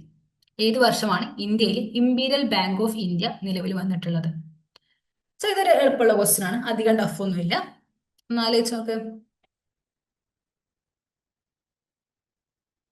Okay, ഇതിന്റെ കറക്റ്റ് ആൻസർ എന്നുള്ളത് അത് ഓപ്ഷൻ ബി ആണ്. 1921 ഇംപീരിയൽ ബാങ്ക് ഓഫ് ഇന്ത്യ നിലവിൽ വന്നിട്ടുള്ളത്. So the imperial bank of India was formed in 1921 by merging the 3 presidency banks. 3 പ്രസിഡൻസികളുള്ള ബാങ്കുകളും പിന്നെ bank of Bengal എന്നുള്ള 1806 സ്ഥാപിതമായിട്ടുള്ള ബാങ്കും അതല്ലേ ഈ മൂന്ന് പ്രസിഡൻസി ബംഗാൾ. ഓക്കെ, മൂന്ന് പ്രസിഡൻസി ബാങ്ക്സ് ഏതൊക്കെയാണെന്നാണ് പറഞ്ഞത്. ഒന്ന് ബാങ്ക് ഓഫ് ബംഗാൾ, അത് 1806 മൂന്ന് പ്രസിഡൻസിൽ ഒന്ന് ബംഗാളാണ്, മറ്റൊന്ന് എന്താണ്, ബോംബെ ആണ്. ബോംബെയിൽ ബാങ്ക് വന്നിട്ടുള്ളത് 1840ലാണ്. മറ്റൊന്ന് മദ്രാസിലാണ്, മദ്രാസിൽ ബാങ്ക് വന്നിട്ടുള്ളത് 1843ലാണ്. അങ്ങനെ ഈ പറയപ്പെട്ട മൂന്ന് പ്രസിഡൻസികളിലെ ബാങ്കും മേർജ് ചെയ്തിട്ടാണ് ഇമ്പീരിയൽ ബാങ്ക് ഓഫ് ഇന്ത്യ എന്നുള്ള പേരിലും 1921 വന്നിട്ടുള്ളത്. ഓക്കെ, മനസ്സിലായോ? ഞാൻ പറഞ്ഞിട്ട് കൺഫ്യൂസ്ഡ് ആയി തോന്നുന്നു, sorry. So imperial bank of India 1921 എന്നുള്ളത് മൂന്ന് പ്രസിഡൻസികളിലുള്ള ബാങ്കുകൾ മേർജ് ചെയ്തിട്ട് വന്ന ബാങ്കാണ്. അതിൽ ഈ മൂന്ന് പ്രസിഡൻസികളുള്ള ബാങ്കിനെ ക്രോണോളജിക്കലേക്ക് ചോദിക്കുകയാണെങ്കിൽ ആദ്യം വന്നത് ബംഗാളിലാണ്, 1806ലാണ്. പിന്നെ വന്നത് ബോംബെയിലാണ്, 1840ലാണ്.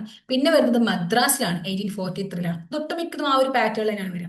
ഇന്ത്യയിലെ യൂണിവേഴ്സിറ്റീസ് ആയാലും ആദ്യം വരുന്നത് ബംഗാളിലാണ്, പിന്നെയാണ് ബോംബെയിൽ, പിന്നെയാണ് മദ്രാസിൽ. ഓക്കെ, അത് ഈ ഒരു ഇമ്പീരിയൽ ബാങ്ക് ഓഫ് ഇന്ത്യ എന്നുള്ളത് അതൊരു ക്വാസി സെൻട്രൽ ബാങ്ക് ആണ്. ഇന്ത്യയിൽ ഒരു സെൻട്രൽ ബാങ്ക് വരുന്നതിന് മുന്നേ ഇന്ത്യയിലെ സെൻട്രൽ ബാങ്ക് ചെയ്യുന്ന എല്ലാ ഫംഗ്ഷൻസും ചെയ്തുകൊണ്ടിരുന്ന ഒരു ബാങ്ക് ആയിരുന്നു 1921 ഫോം ചെയ്തിട്ടുള്ള ഇമ്പീരിയൽ ബാങ്ക് ഓഫ് ഇന്ത്യ എന്നുള്ളത്. പിന്നീട് എപ്പോഴാണ് ഇന്ത്യക്ക് ഒരു സെൻട്രൽ ബാങ്ക് വരുന്നത്? ഗവൺമെന്റ് ഓഫ് ഇന്ത്യ ആക്ട് 1935 വരെയാണ് ഇന്ത്യക്ക് ഒരു സെൻട്രൽ ബാങ്ക് വരുന്നത്.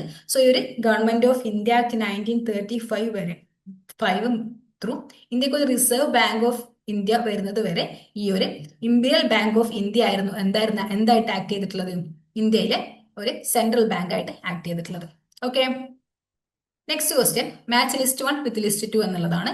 ലിസ്റ്റ് 1 കുറച്ച് ആക്ടിവിസ്റ്റുകളുടെ പേരുണ്ട്, ലിസ്റ്റ് 2 എന്തുണ്ട്, അവർ ഫൗണ്ട് ചെയ്തിട്ടുള്ള അസോസിയേഷൻസും ഉണ്ട്.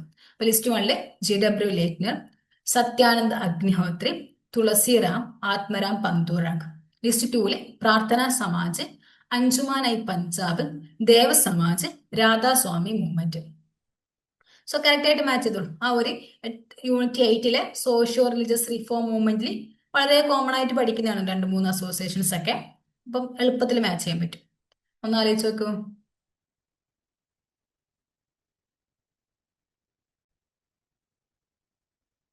ഓക്കെ, സോ GW ലീറ്റ്നറിൻ്റെതാണ് അഞ്ജുമാനായി പഞ്ചാബ് എന്നൊരു അസോസിയേഷൻ. സത്യാനന്ദ അഗ്നിഹോത്രിയുടേതാണ് ദേവസമാജ്. തുളസിറാം എന്നൊരു ബാങ്കറിൻ്റെതാണ് രാധാസ്വാമി മൂവ്മെന്റ് അല്ലെങ്കിൽ രാധാസ്വാമി സത്സംഗ്. ആത്മരാം പന്തൂറാങ്കിൻ്റെതാണ് എന്ത്, പ്രാർത്ഥനാ സമാജ്. നമ്മൾ ലാസ്റ്റ് ക്ലാസ്സിൽ ഡിസ്കസ് ചെയ്തിട്ടുണ്ട്. സോ ദ കറക്റ്റ് ഓർഡർ എന്നുള്ളത് A2 B3 C4 D1 എന്നുള്ളതാണ് ഇവിടുത്തെ correct order. A2 B3 C4 D1. Okay, so options A2 B4 C3 D1, A3 B2 C4 D1, A4 B3 C2 D1, A2 B3 C4 D1. So option D ആണ് correct answer. ദേവസമാജിനെ പറ്റി പറയുകയാണെങ്കിൽ it was founded in 1887. 1887ലാണ് Dev Samaj found ചെയ്യപ്പെട്ടിട്ടുള്ളത്.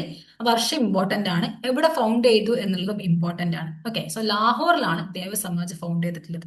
Okay, so Bengal, Bombay എന്നൊക്കെ option ഉണ്ടാവും, ഓർക്കുക. ലാഹോറിലാണ് ദേവസമാജ് ഫൗണ്ട് ചെയ്തിട്ടുള്ളത്. So Dev Samaj was founded in 1887 at Lahore. ആരാണ് ഇതിന്റെ ഫൗണ്ടർ? ശിവനാരായൺ അഗ്നിഹോത്രിയാണ് ഇതിന്റെ ഫൗണ്ടർ എന്നുള്ളത്. അപ്പൊ അദ്ദേഹം ആദ്യം ബ്രഹ്മോ സമാജിന്റെ ഫൗണ്ടർ അല്ല, ഫോളോവർ ആയിരുന്നു. പിന്നീടാണ് അദ്ദേഹം ദേവസമാജ് എന്നുള്ള രീതിയിൽ പുതിയൊരു ഓർഗനൈസേഷൻ 1887 സ്റ്റാർട്ട് ചെയ്യുന്നത്. Okay, Dev Sabha is a religious and social reform society. അപ്പൊ എന്തൊക്കെയായിരുന്നു ഒരു സൊസൈറ്റിയിലെ പ്രധാനപ്പെട്ട ആക്ടിവിറ്റികൾ? ഒന്ന്, they emphasise on the eternity of the soul, supremacy of the guru and need for the good action. It called for an ideal social behaviour such as not accepting bribes, avoiding intoxicants and non vegetarian food, keeping away from violent actions. ഒരു moral എന്താണ്, reformation ആണ് ഇവർ ഉദ്ദേശിച്ചത് അല്ലെ. Ideal behaviour ഉണ്ടാവണം, bribe ഒന്നും സ്വീകരിക്കരുത്, ഇൻടോക്സിക്കൻസ് ലഹരി പദാർത്ഥങ്ങളൊന്നും use ചെയ്യരുത്, നോൺ വെജിറ്റേറിയൻ ആയിട്ടുള്ള ഫുഡ് കഴിക്കരുത്, ആൻഡ് അതുപോലെ തന്നെ വയലന്റ് ആയിട്ടുള്ള ക്രൈമിനൽ ആക്ടിവിറ്റീസ് ഒന്നും ചെയ്യരുത് എന്നുള്ളതായിരുന്നു. ഇനി ഇവരുടെ ടീച്ചിങ്സ് ഒരു ബുക്കായിട്ട് കമ്പയർ ചെയ്തിട്ടുണ്ട്, അതാണ് ദേവശാസ്ത്ര എന്നുള്ളത്. ഓക്കെ, സോ ദേവശാസ്ത്ര എന്നുള്ളത് ദേവസമാജിന്റെ ടീച്ചിങ്സ് ഒരു ബുക്ക് ഫോമിൽ കമ്പയർ ചെയ്തതാണ് ദേവശാസ്ത്ര. അപ്പൊ Shivnarayan Agnihotri he spoke against child marriage. ഇന്ത്യയിലെ ചൈൽഡ് മാരേജിനെതിരെയും ആര് നിലകൊണ്ടിട്ടുണ്ട്? അഗ്നിഹോത്രി നിലകൊണ്ടിട്ടുണ്ട്.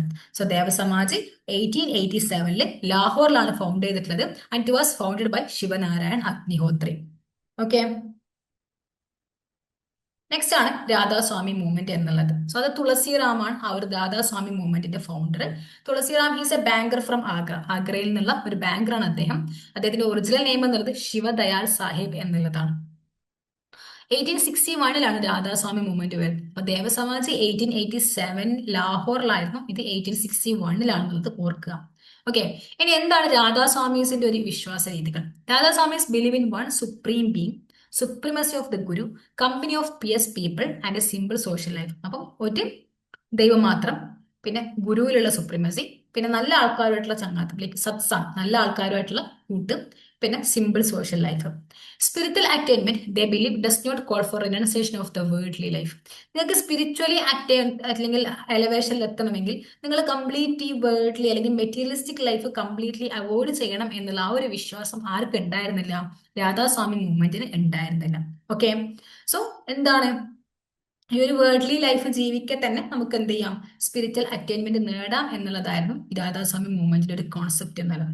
സമാനമായിട്ടുള്ള കോൺസെപ്റ്റ് ഉണ്ടായിരുന്ന മറ്റൊന്നായിരുന്നു എന്ത്, സിക്കിസം എന്നുള്ളത്. Okay, so they consider all religions to be true. പിന്നെ ഈ സെക്ട് എന്തിനു വിശ്വസിക്കുന്നില്ല? ടെമ്പിൾസിൽ വിശ്വസിക്കുന്നില്ല. ടെമ്പിൾസ്, ഷ്രൈൻസ്, സാക്രഡ് പ്ലേസസ് പോലുള്ള സ്ഥലങ്ങളൊന്നും ആരും വിശ്വസിക്കുന്നില്ല. രാധാസ്വാമി മൂവ്മെന്റ് വിശ്വസിക്കുന്നില്ല എന്നുള്ളത് ഓർക്കുക. ഓക്കെ, സോ രാധാസ്വാമി മൂവ്മെന്റ് തുളസിറാമാണ് ഫൗണ്ടർ. അദ്ദേഹത്തിന്റെ മറ്റൊരു പേരാണ് ശിവദയാൽ സാഹിബ്. 1861 ഫൗണ്ട് ചെയ്തിട്ടുള്ളത്.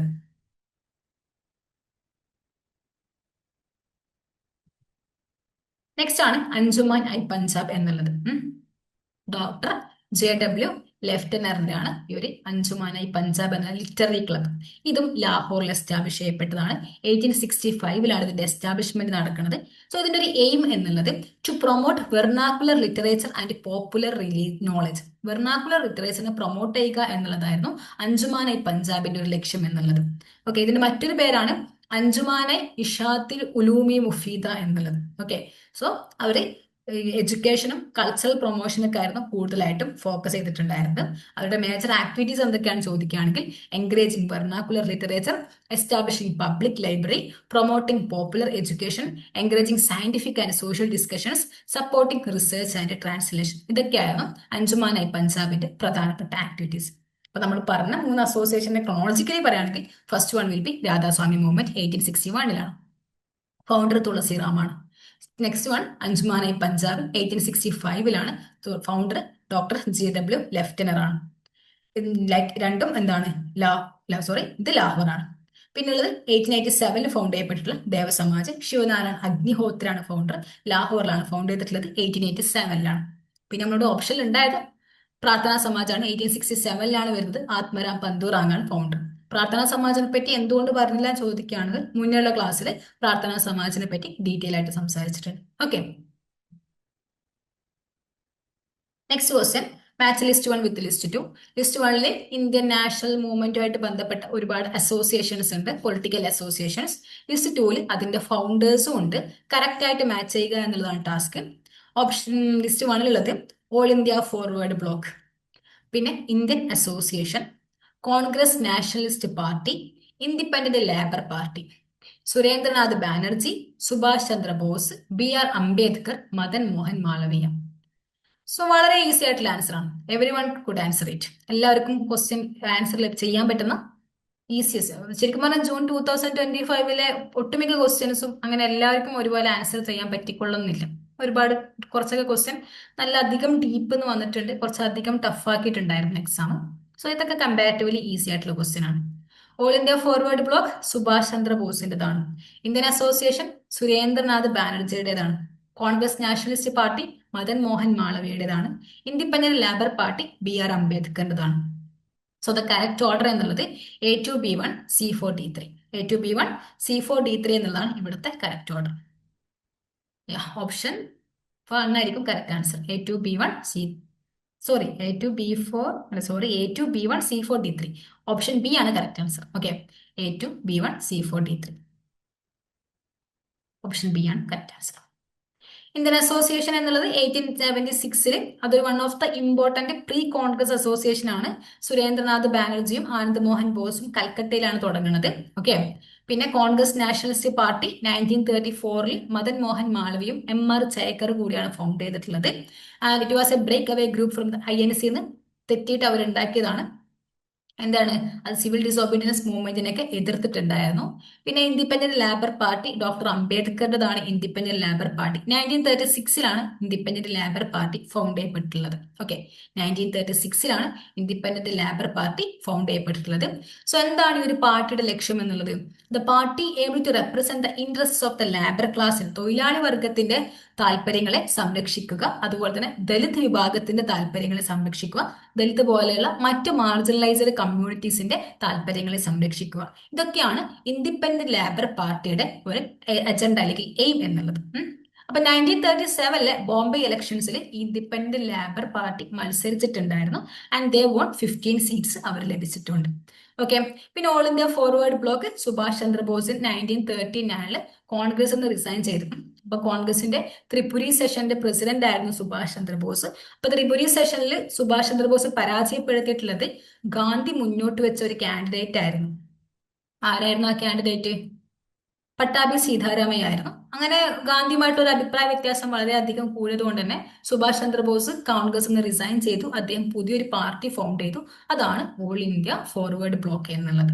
ഓക്കെ, അദ്ദേഹത്തിന് കുറച്ചുകൂടി ഒക്കെ റാഡിക്കൽ ആയിട്ടുള്ള ഒരു അപ്രോച്ച് സ്വീകരിക്കണമായിരുന്നു. കോൺഗ്രസിന്റെ ഒരു മോഡറേറ്റ്, അതുപോലെ തന്നെ ഗാന്ധിയുടെ നോൺ വയലൻസ് അഹിംസ കൊണ്ട് റിസൾട്ട് ഉണ്ടാവില്ല എന്നുള്ളതായിരുന്നു അദ്ദേഹം വിചാരിച്ചത്. റിസൾട്ട് ഉണ്ടാവില്ല എന്നല്ല, അദ്ദേഹത്തിന്റെ ഒരു സ്റ്റാൻഡിൽ റാഡിക്കൽ ആയിട്ടുള്ള ഭയങ്കര ആക്റ്റീവ് ആയിട്ടുള്ള പൊളിറ്റിക്കൽ ആക്ടിവിറ്റീസ് വേണം എന്നായിരുന്നു. Next question.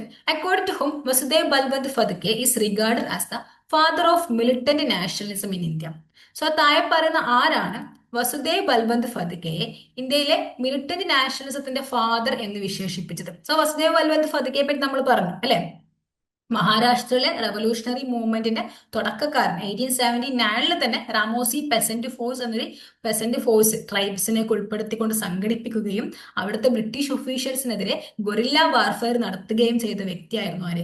വസുദേവ് ബൽവന്ത് ഫദ്കെ. ഇത് കൂടാതെ ഐക്യവർദ്ധിനി സഭ, അതുപോലെ തന്നെ പൂണ അസോസിയേഷൻ എഡ്യൂക്കേഷൻ, മഹാരാഷ്ട്രൻ എഡ്യൂക്കേഷൻ സൊസൈറ്റി എന്നുള്ള പേരിൽ പിന്നീട് വരുന്ന എഡ്യൂക്കേഷൻ ആക്ടിവിറ്റീസ് ഒക്കെ ആര് ചെയ്തിട്ടുണ്ട്? വസുദേവ് ബൽവന്ത് ഫദ്കെ ചെയ്തിട്ടുണ്ട്. ഇദ്ദേഹത്തെ ആരാണ് father of militant nationalism in India എന്ന് വിശേഷിപ്പിച്ചത്? Sanjeev Sanyal, R C Majumdar, Vincent Chirol, Manmathnath Gupta. ആരാണ് കറക്റ്റ് ആൻസർ? ഇവിടുത്തെ കറക്റ്റ് ആൻസർ എന്നുള്ളത് ഓപ്ഷൻ ബി ആണ്. ആർ സി മജുംദാർ ആണ് ആ രീതിയിൽ വിശേഷിപ്പിച്ചിട്ടുള്ളത്. So he's regard as a father of militant nationalism according to R C Majumdar. So അദ്ദേഹം R C Majumdar highlights Phadke's effort to initiate an armed rebellion against British colonial rule in 1870s. അപ്പൊ ബാക്കിയുള്ളവരൊക്കെ ഈ ഒരു ഉദ്യമമൊക്കെ സ്വപ്നം കണ്ട് തുടങ്ങുന്നതിന് മുന്നേ 1870s ആര് തുടങ്ങിയിട്ടുണ്ട്? വസുദേവ് ബൽവന്ത് ഫഡ്കെ ഇന്ത്യയിലെ സാധാരണക്കാരായിട്ടുള്ള ജനങ്ങളെ ഏകോപിപ്പിച്ചുകൊണ്ട് ബ്രിട്ടീഷുകാർക്കെതിരെ ഒരു ആർമഡ് റിവോൾട്ട് വസുദേവ് ബൽവന്ത് ഫഡ്കെ നടത്തിയിട്ടുണ്ട്. Okay, so Fatke's attempt to mobilize the lower castes and use guerrilla tactics marked the beginning of militant resistance, making him pioneering the figure in India's freedom struggle. Next question. Who among the following started weekly Sadharma Pracharak? സധർമ്മ പ്രചാരക് എന്ന weekly ആരുടേതാണെന്നാണ് ചോദ്യം. ലാല ലജ്പത് റായ്, ലാല ഹൻസ്രാജ്, ലാല മുൻഷിറാം, പണ്ഡിറ്റ് ഗുരുദത്ത. സധർമ്മ പ്രചാരക് എന്നുള്ള weekly ആരാണ് found ചെയ്തിട്ടുള്ളത്, അല്ലെങ്കിൽ ആരുടേതാണ്?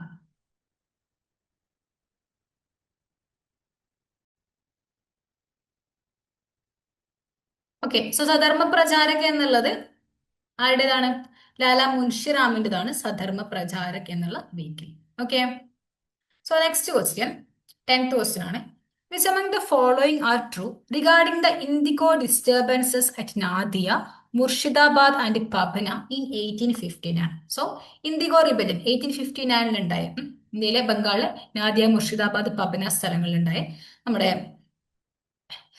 വിശ്വാസമൊക്കെ lead ചെയ്തിട്ടുണ്ടായിരുന്ന ആ ഒരു movement അതിനെ പറ്റിയിട്ടാണ് ചോദ്യം. Statement A. Event witnessed the intervention of educated middle class and few European missionaries. Deenabandhu Mitra's famous play നീലദർപ്പൺ was inspired by the plate of IndiGo പെസൻസ്. നീലദർപ്പൺ was translated in to English by Michael Madhusudan Dutt. Reverend James Long published the English version of Neeldarpan by Michael Madhusudan Dutt. Newspapers like Somaprakash and Hindu Patriot never touched upon the issue related to indigo peasants. So ഇതിൽ ഏതൊക്കെ statements ആണ് correct എന്നുള്ളതാ ചോദ്യം. തന്നിരിക്കുന്ന എല്ലാ ഓപ്ഷനിലും 4 statement correct ആയിട്ടാണ് പറഞ്ഞിട്ടുള്ളത്. ABCD, ABCE, ABDE ആ രീതിയിലൊക്കെയാണ് തന്നിട്ടുള്ളത്. സോ ഇവിടെ റോങ് ആവാനുള്ള സ്റ്റേറ്റ്മെന്റ് എന്നുള്ളത് അത് സ്റ്റേറ്റ്മെന്റ് ഇ ആണ്. ആ ഒരു കാലഘട്ടത്തിലെ ലീഡിംഗ് ന്യൂസ് പേപ്പർ ആയിട്ടുള്ള സോംപ്രകാശും ഹിന്ദു പാട്രിയോട്ടിക്കും എന്ത് ചെയ്യില്ല ഒരിക്കലും ഇൻഡിഗോ പെസൻസിന്റെ ഇഷ്യൂവിനെ അഡ്രസ് ചെയ്യാതിരിക്കില്ല. സോ സ്റ്റേറ്റ്മെന്റ് ഇ ആണ് ഇവിടുത്തെ റോങ് എന്നുള്ളത്. ബാക്കി കറക്റ്റ് ആണ്. ഓക്കെ, എഡ്യൂക്കേഷൻ മെഡിക്കാസും യൂറോപ്യൻ മിഷണറീസും ഉണ്ടായിരുന്നു. ദീൻബന്ധു മിത്രയുടെ നീൽദർപ്പൺ, ഇതൊക്കെ ഒരുപാട് തവണ എനിക്ക് ചോദിച്ച ചോദ്യമാണ്. ദീൻബന്ധു മിത്രയുടെ നീൽദർപ്പൺ എന്നുള്ളത് അത് ഇൻഡിഗോ പെസൻസിന്റെ അവസ്ഥ പറയുന്ന ബുക്കാണ്. ഇതിനെ ഇംഗ്ലീഷിലേക്ക് മൈക്കൽ മധുസൂദൻ ദത്ത് ട്രാൻസ്ലേറ്റ് ചെയ്തിട്ടുണ്ട്. And റവർ James long published the English version of നീൽദർപ്പൺ by Michael Madhusudan Dutt. നാലും കറക്റ്റ് സ്റ്റേറ്റ്മെന്റ് ആണ്. അപ്പൊ ABCD ഉള്ളി എന്നുള്ള ഓപ്ഷൻ എ ആണ് അവിടുത്തെ correct answer. So IndiGo revolt പറയുകയാണെങ്കിൽ അതിനെ നീൽ ബിദ്രോഹ എന്നും പറയാറുണ്ട്. 1859 ഇൻഡിഗോ റിവോൾട്ടിനെ നീൽ ബിദ്രോഹ എന്നും പറയാറുണ്ട്. It is also known as indigo rebellion of Bengal എന്നുള്ളത്. ആ ഒരു കാലഘട്ടത്തിൽ 19th സെഞ്ചുറിയുടെ മധ്യകാലഘട്ടത്തിൽ ഇന്ത്യ വിറ്റ്നസ് ചെയ്തിട്ടുണ്ടായിരുന്ന ഒരു മേജർ കർഷക സമരമാണ് ഇൻഡിഗോ റിവോൾട്ട് എന്നുള്ളത്. Okay, so it was one of the major peasant uprising in India during British rule. So British planters of Bengal with its fertile soil as an ideal region for indigo cultivation. So ബ്രിട്ടീഷുകാരെ സംബന്ധിച്ച് ബംഗാൾ എന്നുള്ളത് അവർക്ക് maximum IndiGo ഉൽപ്പാദിപ്പിക്കപ്പെടുന്ന ഒരു സ്ഥലമാക്കി മാറ്റണമായിരുന്നു. പക്ഷെ IndiGo എന്നുള്ളത് അന്ന് അത്രത്തോളം benefit ആർക്ക് കിട്ടിയിട്ടില്ല, കർഷകർക്ക് കിട്ടിയിട്ടുണ്ടായിരുന്നില്ല. പിന്നെ അവിടെ ഒരു സിസ്റ്റം നിലനിന്നിട്ടുണ്ടായിരുന്നു, അതാണ് തിങ്കാത്തിയ സിസ്റ്റം എന്നുള്ളത്. എന്താണ് തിങ്കാത്തിയ സിസ്റ്റം? ഒരാളുടെ കർഷകന്റെ ഭൂമി 20 ഭാഗമാക്കുകയാണെങ്കിൽ അതിൽ മസ്റ്റായിട്ട് 3 ഭാഗത്തും എന്ത് ചെയ്യണം? ഇൻഡിഗോ കൾട്ടിവേറ്റ് ചെയ്യണം. അപ്പൊ ഈ ഇൻഡിഗോ കൾട്ടിവേറ്റ് ചെയ്യാൻ നിർബന്ധിച്ച് കൃഷി ചെയ്യിപ്പിക്കും. അതിന്റെ ബ്രിട്ടീഷുകാർ പറയുന്ന തുച്ഛമായ വിലക്ക് എന്ത് ചെയ്യണം? ബ്രിട്ടീഷുകാർക്ക് തന്നെ കൊടുക്കണം. വേറെ ആർക്കും വിറ്റൂടാ, ബ്രിട്ടീഷുകാർക്ക് തന്നെ കൊടുക്കണം. എങ്കിൽ എന്ത് ചെയ്യില്ല, ബ്രിട്ടീഷുകാർ മര്യാദക്ക് അതിന്റെ വിലയും കൊടുക്കൂല. ഇതായിരുന്നു ഇൻഡിഗോ കർഷകരുടെ ഒരു അവസ്ഥ എന്നുള്ളത്. സോ എന്ത് ചെയ്തു, ഇവര് സമരം ചെയ്യാൻ തീരുമാനിച്ചു. അങ്ങനെ 1859 ബംഗാളിലെ നാദിയ ഡിസ്ട്രിക്റ്റിൽ വെച്ചിട്ട് ഒരു ഗ്രൂപ്പ് ഓഫ് പെസൻസ്, അവരുടെ ലീഡ് ചെയ്തത് ബിസ്വാസ് അല്ലെങ്കിൽ ദിഗംബർ ബിസ്വാസ് ആയിരുന്നു. അവരെന്ത് ചെയ്തു, ഇനി തൊട്ട് നമ്മൾ തിൻകാത്തിയ സിസ്റ്റം ഫോളോ ചെയ്യില്ല അല്ലെങ്കിൽ ഇൻഡിഗോ കൃഷി ചെയ്യില്ല എന്നവർ ഉറക്കെ ആഹ്വാനം ചെയ്തു. അങ്ങനെ ഈ നാദിയ ഡിസ്ട്രിക്റ്റിൽ തുടങ്ങിയിട്ടുണ്ടായിരുന്ന ഈ നീൽ ബിദ്രോഹ അല്ലെങ്കിൽ ഇൻഡിഗോ റിബല്യൻ വളരെ കുറഞ്ഞ കാലഘട്ടം കൊണ്ട് വെറുതെ കുറഞ്ഞ സമയം കൊണ്ട് തന്നെ ബംഗാള് മറ്റു പല ഏരിയാസിലേക്കും സ്പ്രെഡായി. ബംഗാളിലെ ജസൂർ, പബ്ന, പുൽന പോലുള്ള സ്ഥലങ്ങളിലേക്ക് ഈ ഒരു മൂവ്മെന്റ് സ്പ്രെഡായി എന്നുള്ളതാണ്. അങ്ങനെ കർഷകർ എന്ത് ചെയ്തു, നോൺ വയലന്റ് റെസിസ്റ്റൻസ് അഥവാ ടാക്സ് അടക്കാതിരുന്നു, ഇൻഡിഗോ കൾട്ടിവേഷൻ നിർത്തിവെച്ചു. ആൻഡ് അതുപോലെ തന്നെ ഈ ഒരു ബ്രിട്ടീഷ് പ്ലാന്റേഴ്സിന്റെ പ്രോപ്പർട്ടീസ് ഒക്കെ അറ്റാക്ക് ചെയ്തു. ഓക്കെ, പിന്നീട് ലോക്കൽ ലീഡേഴ്സ് ഒക്കെ ഇൻഡിഗോ റിവോൾട്ടിന് എമേർജ് ചെയ്ത് വന്നു. ഇന്ത്യയിലെ പല ഗ്രൂപ്പ് ഓഫ് സൊസൈറ്റിയിലെ മെമ്പേഴ്സ് ഇതിലുണ്ടായിരുന്നു. ഇന്റലക്ച്വൽസ് ഉണ്ടായിരുന്നു, ജേർണലിസ്റ്റ്സ് ഉണ്ടായിരുന്നു, Hindu sections of the middle class ഉണ്ടായിരുന്നു. ബംഗാളി ന്യൂസ് പേപ്പർ അത് പെർട്ടിക്കുലർലി എടുത്തു പറയുന്നു, particularly Hindu Patriot under Harish Chandra Mukherjee played a crucial role in spreading the news of the uprising. അപ്പൊ നമ്മുടെ സ്റ്റേറ്റ്മെന്റ് പറഞ്ഞത് എന്താണ്?